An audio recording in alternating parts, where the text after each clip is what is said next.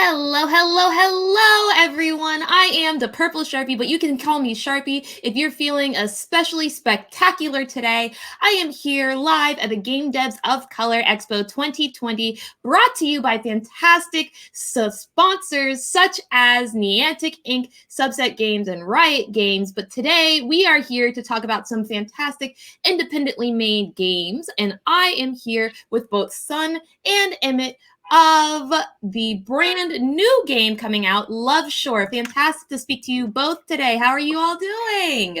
I'm good. How are you? Doing great. Fantastic. Tell us some more about Love Shore, Sun. Love Shore is a cyberpunk noir thriller that follows two cyborgs, Sam and Farah, as they attempt to navigate the sleepless city, solve mysteries about their companions that they meet, and also try to outwit and outfight hidden gods that run the criminal underworld.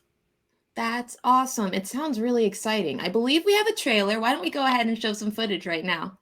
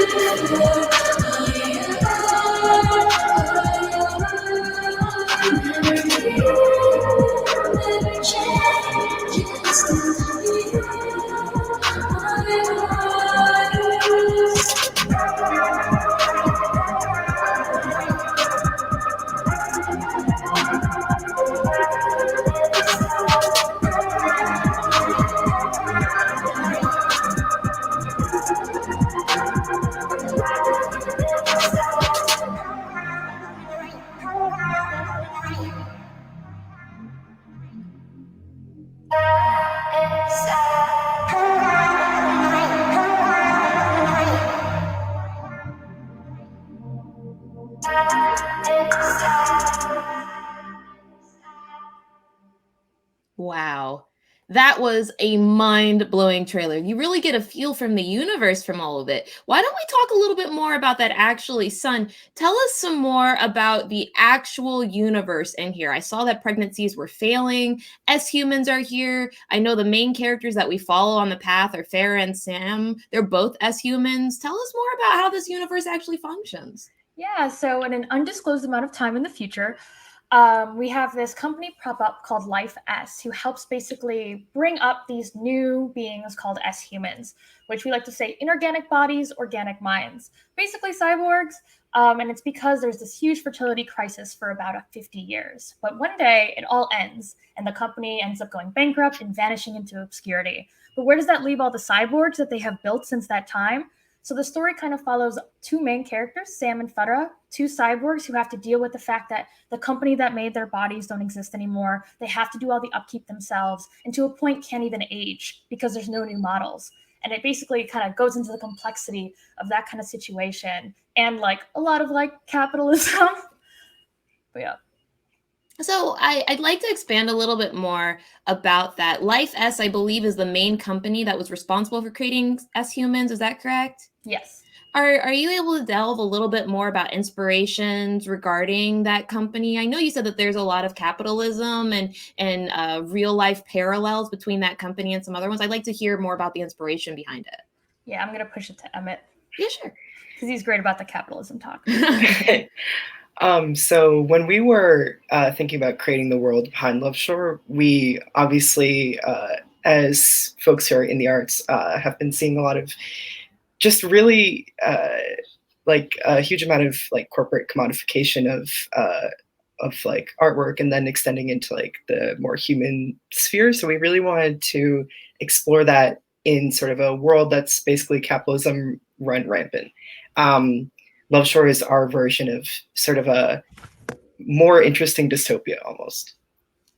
I like the idea behind it. It's really, really nuanced, especially right now during a very preventable pandemic that some would say was just an eventuality caused by capitalism and the idea that the company comes first, the money comes first before the people.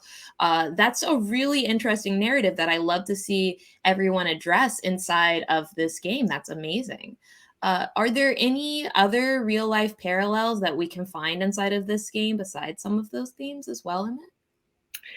Yeah, so I think for me personally, as a transgender person and a trans person of color, I think a lot about how cyberpunk has traditionally left out trans narratives, even though we have the Wachowskis who now have done the amazing work of sort of clarifying some of the themes and tenets behind the Matrix.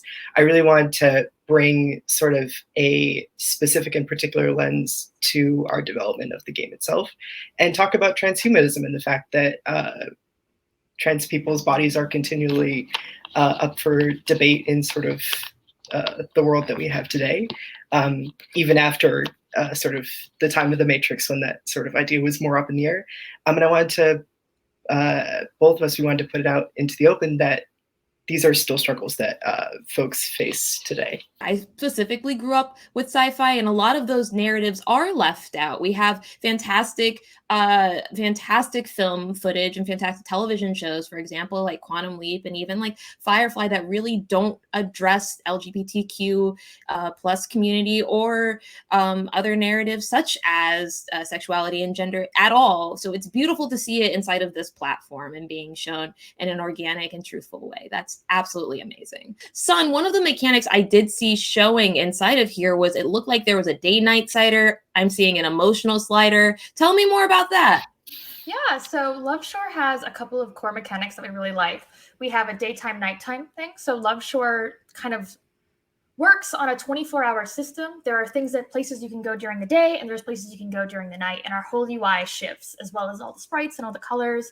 Something else we also have is the emotional slider. It's a little thing you see in the corner, though our UI has gotten a little bit fancier in the new version.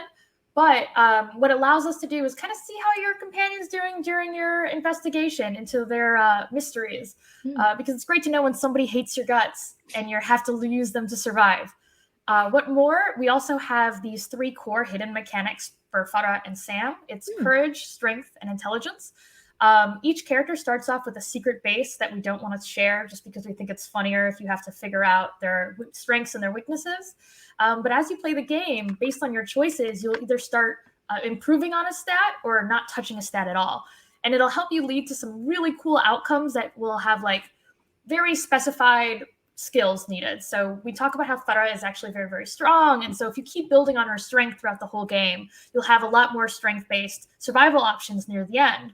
Versus Sam's intelligence starts off pretty high. And if you kind of favor Sam a bunch into doing more intelligent options, which is like, we'll talk about what intelligence means eventually, you can either start outsmarting or outwitting the people that you're working with to try to get to the information on your own. 2 different complete play styles, 2 different complete stories. And I think it's really, really cool because Emmett and I write 2 different routes that intertwine. So it feels as if you're playing 2 separate characters and their whole lives are completely different from one another. I like that. That's really amazing. Emmett, I want to talk to you a little bit because I saw inside of this universe, we have S humans. We know that there's this huge company called Life S, which seems to be the main company that actually is responsible for creating the S humans. I'd like to know a little bit more about the inspiration behind that company and behind the creation of that universe, if you could elaborate. Yeah, absolutely. So Life S is sort of, it's not modeled off of one specific corporation. It's sort of a conglomeration of different inspirations and sort of darker timeline realities that might occur sort of in a cyberpunk dystopia. Obviously, we're folks who are operating in the same like late capitalist hellscape as everyone else. So we kind of took inspiration off of some of the actual real world like commodification of human bodies and human experience that companies like say Amazon has been doing, and through that tried to sort of extrapolate it into, you know, what would a sort of more neon dystopia look like. That was sort of one of the main inspirations that we were taking. We really feel strongly about telling these individual stories even in sort of a larger superstructure of like a story that is critiquing capitalism and all that good stuff. I noticed that both of the main characters appear to be people of color or a part of the LGBTQ plus community. Was that an intentional conversation that you wanted to force the players to go through in the specific lens that they wanted to experience the remainder of this universe? How important was that in terms of the developing here? I'll speak on the fact that they are MENA, and it's because Emmett and I are of MENA origins, and we rarely get to play ourselves in games unless there's a character customization. And the fun thing about interactive fiction or VNs is that it allows us to kind of force the player to play as a character that's kind of pre-designed and make it your own as you're playing it. And so we wanted to make sure that we can have MENA main characters, especially a lot of MENA in the cast, that you had to engage with in meaningful ways on your own. And then I know Emmett has a really great talk on like the LGBT plus section. Yeah. As regards to sort of LGBTQ representation, obviously cyberpunk has some really strong and intriguing sort of motifs and themes regarding transhumanism and regarding sort of different types of humanity and different types of bodies. But that all, while that is all very important, we also wanted to do the actual sort of fun and interesting thing, which is have textually gay, lesbian, queer, and trans characters in the game.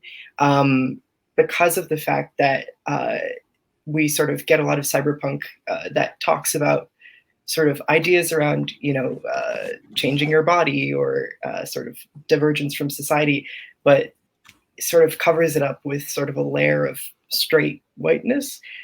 We wanted to really bring those themes to the forefront by saying these stories are about queer and trans people of color, and they always have been.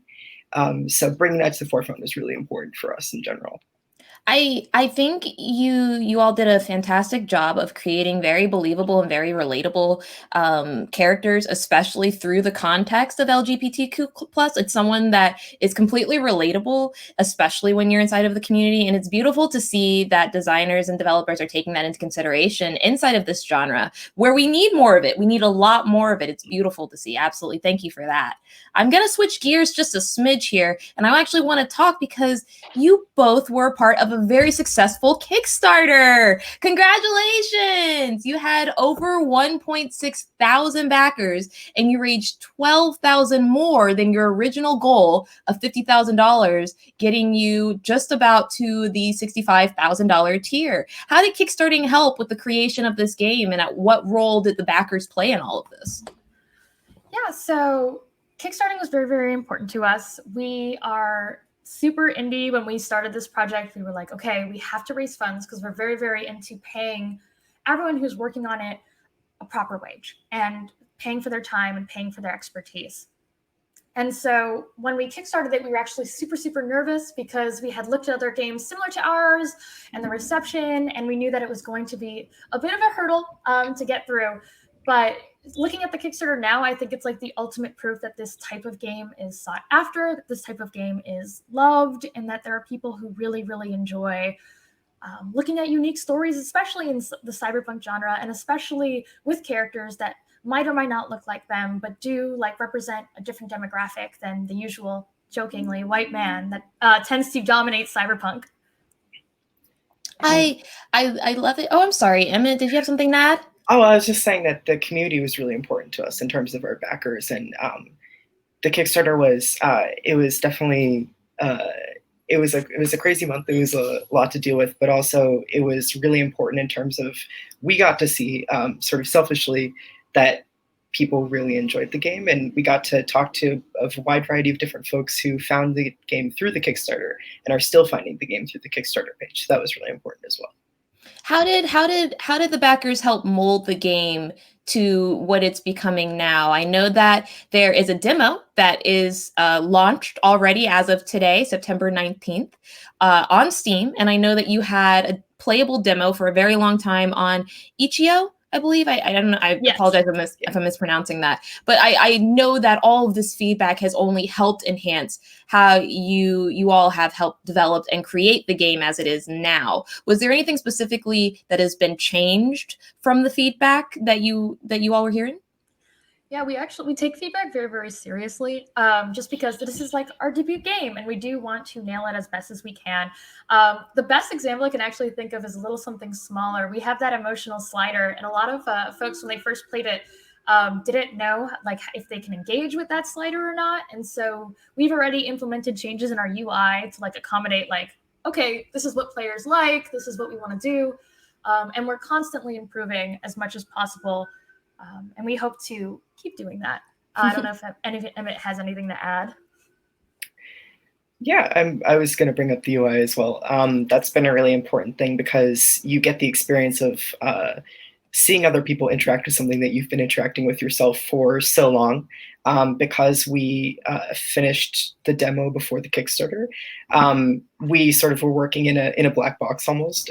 So it's been really interesting to see how other people interact with the game and interpret the characters.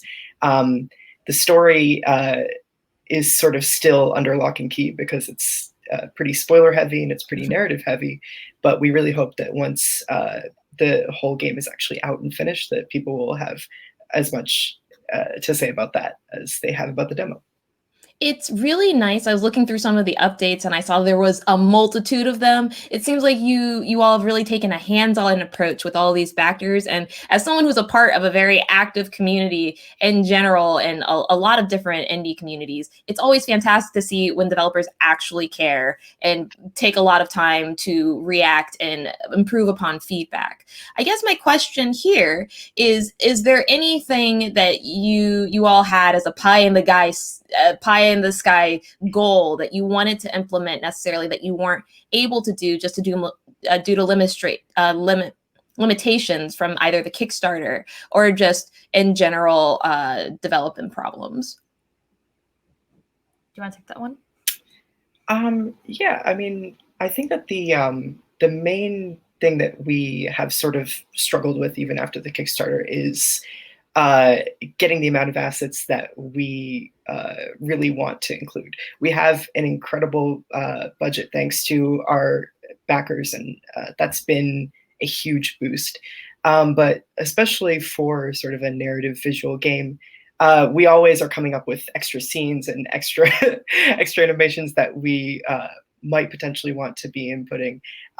That's always been sort of the logical extension is, we can always like deepen the already very deep lore. So I don't know if you had anything to add about that. I really wanted movies, but I'm just kidding. That's out of our budget. That's fine. No, he's perfect on that. I specifically saw that one of the backer goals seemed to have been voice acting at the $70,000 tier. You didn't necessarily hit that. Are there any thoughts about including possible voice acting later in the future of the game as DLC or anything like that? Has that been discussed in any capacity? Yeah, we really actually want to at least not at least. Our goal is to have partial voice acting still. We're working in the ways that we can. The cool thing about being indie, which we often say negatively, is that we can be really smart about how we go about getting certain assets or getting voice acting. And so I know that is still our goal for ours. We're just hoping maybe like near the end of the game, we might be able to like organize funds in a different way, or maybe when it's released, get a DLC to attach or patch voice acting in. That's awesome. I would absolutely love to hear these characters voiced, and I'd love to be able to like add that extra level of immersion on top of an already fantastic game. Well, I think that just about covers a majority of this. There was one final question I had, and that question is, where can we go to find out more information about the game, and where can we go to actually play the demo? So we're going to be having the demo on our Steam. It's also on our itch.io page. Just look up Love Short Game. You'll find us. We're also on Twitter at Love Short Game, and we kind of post a lot of updates there. If you were a Kickstarter backer, you might also be getting our frequent updates. But those are the best places to find us. Well, thank you so much to you both, Emmett and Sun. It was a fantastic pleasure meeting with you today. Thank you so much for covering a fantastic, inclusive game, and I'm absolutely going to enjoy playing it. You have a great rest of your day. Thanks for having us. Thank you so much. Well, everybody, that does it for this interview, but we'll be back with even more of your fantastically brand new, independently made games here at Game Devs of Color Expo 2020. I am the Purple Sharpie, and guess what? We will be right back.